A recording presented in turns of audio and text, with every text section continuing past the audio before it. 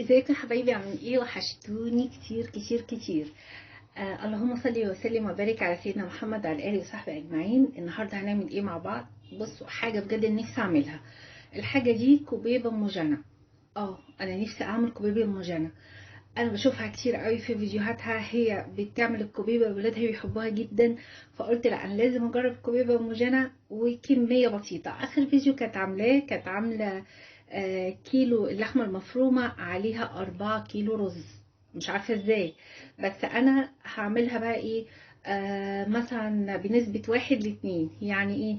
يعني انا عندي هنا 150 جرام لحمة مفرومة، عليها 300 جرام رز، عليها بصلايه صغيره، دي تقريبا نص بصلايه، عليها شويه توم، عليها حبه خضره محشي طبعا، عليها شويه توابل، كزبره، كمون، ملح طبعا، بابريكا، سماق، يعني اي توابل انتوا عايزينها. بس اللي انا عرفته من كلامها ان هي اهم حاجه الكزبره والكمون.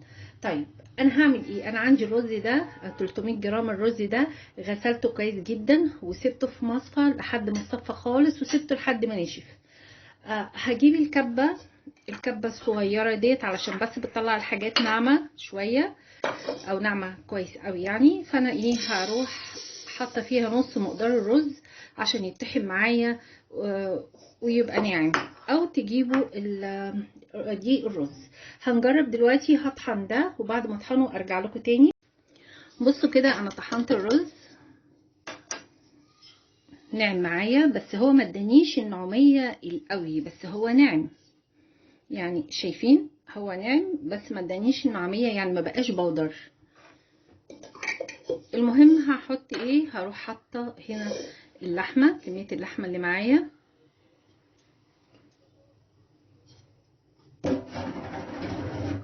واروح حاطه الخضره.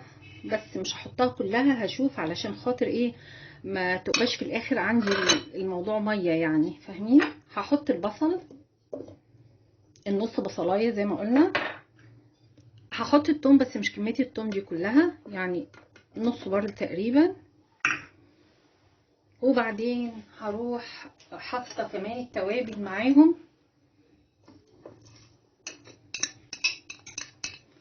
وهخلط الحاجات دي كلها بالكبه. وبعد كده نرجع تاني.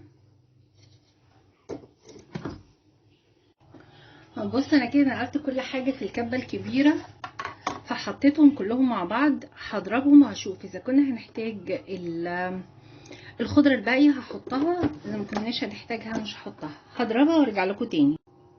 خلاص كده عملناها، حطينا كله على بعض وعملناها اهي زي ما انتم شايفين. هطلعها بقى ونشوف هنكمل وهنعمل ايه تاني. بصوا هنا حطيت في الطبق ده اللي انا كنت حاطه العجينه فيه ميه، فهعمل ايه، فهروح واخده ايدي كده واخده حته منها واروح مبططاها.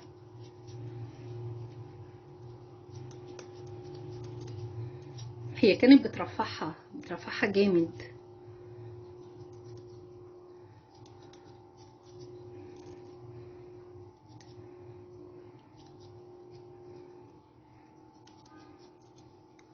واحطها في الطبق اللي هنا ده، وهعمل تاني برضو لحد ما اخلص الكميه اللي معايا.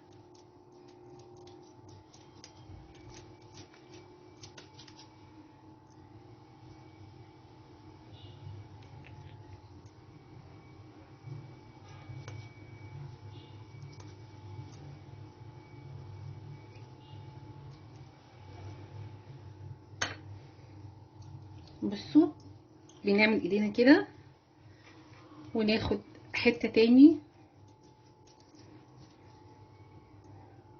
وهكذا لحد ما نخلصها خالص. وبعد كده نرجع نشوف هنعمل ايه تاني. بصوا، انا كان عندي الشوربه دي شوربه فراخ بلدي، فهروح جايبه الكميه. على فكره هي عملت معايا كميه حلوه قوي. بصوا،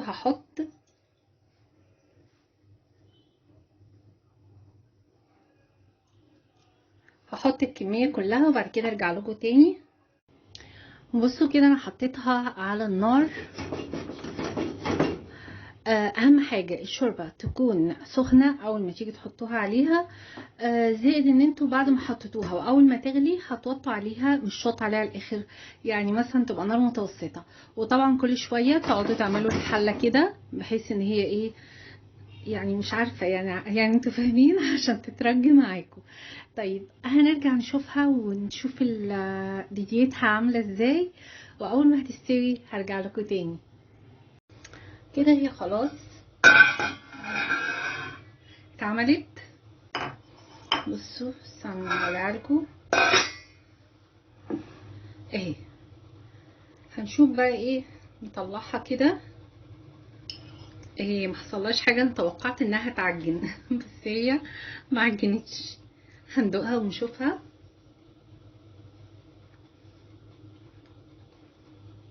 بصوا هي طعمها حلو،